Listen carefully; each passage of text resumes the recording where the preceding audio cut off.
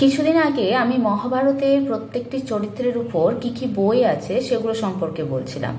মানে আমি যেগুলো পড়েছি সেগুলো নিয়ে, যেমন দুর্যোধন বা সত্যবতী বা বলতে পারি ক্ষত্রবধূদের নিয়ে। কিন্তু মহাভারতকে জানতে গেলে আমি কি পড়ব? হ্যাঁ, মহাভারত অবশ্যই পড়তে পারেন, তার জন্য আপনি রাজশেখর বসুর যে বইটি আছে সেটি পড়তে পারেন অবশ্যই।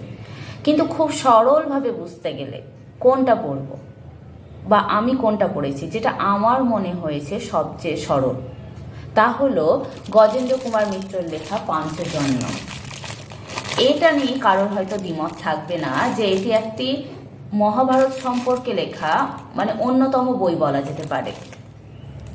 মহাভারতকে যদি একদম নতুন থেকে জানতে চান, মানে যারা হয়তো মহাভারত সম্পর্কে কিছু জানেনই না, তাদের জন্য বইটি কিন্তু অসামান্য। আমি যখন মহাভারত সম্পর্কে জানার জন্য পড়ছিলাম, মানে ছোট ছোট এরকম কিছু লেখা পড়ছিলাম, তখন আমি এই গজেন্দ্র কুমার মিত্রের পাঞ্চজন্যর খোঁজ পাই এবং এটি পড়ার পর মহাভারতের প্রতিটি চরিত্র, প্রত্যেকটি চরিত্রের ভূমিকা এবং মহাভারতের শুরু থেকে শেষ অবধি প্রত্যেকটি ঘটনা ও কৃষ্ণের এখানে ভূমিকাটাও কিন্তু দারুণভাবে তুলে ধরা হয়েছে।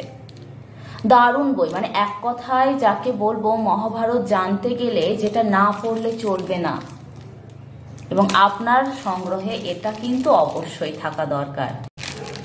গজেন্দ্র কুমার মিত্রের রচনাবলী সম্পর্কে বলতে গিয়ে আমি বলেছিলাম যে ওনার লেখাগুলো কিন্তু অসামান্য।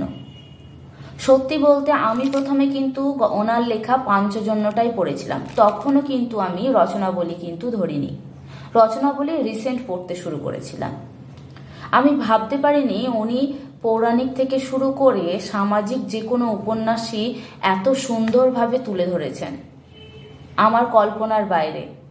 সত্যি বলতে আমি ভাবতাম পাঞ্চজন্য পড়ার পরে যে হয়তো পৌরাণিক উপন্যাস এত ভালো কেউ লিখেছেন কিনা, কিন্তু তারপর যখন ওনার রচনাবলীও পড়লাম তখন আমি মুগ্ধ হয়ে গেছি।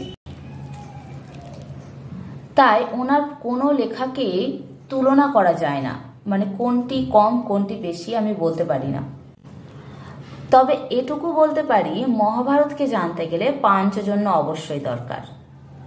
যদি আপনারা গল্পের মতো পড়তে চান বা গল্প হিসেবে জানতে চান, তাহলে অবশ্যই পাঞ্চজন্য পড়ুন এবং নিজের সংগ্রহে রাখুন।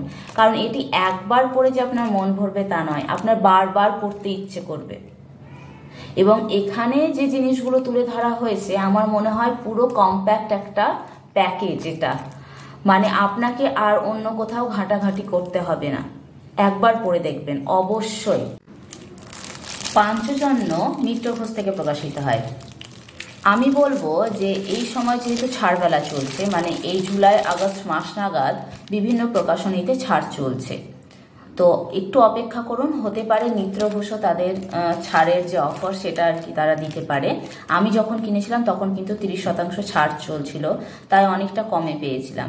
আপনারাও একটু খেয়াল রাখবেন যে মিত্রঘোষে কোনো ছাড় চলছে কিনা, যদি চলে তাহলে আমি বলবো অবশ্যই কিনে রাখুন, এই সময় অনেকটা কমে পেয়ে যাবেন। ধন্যবাদ।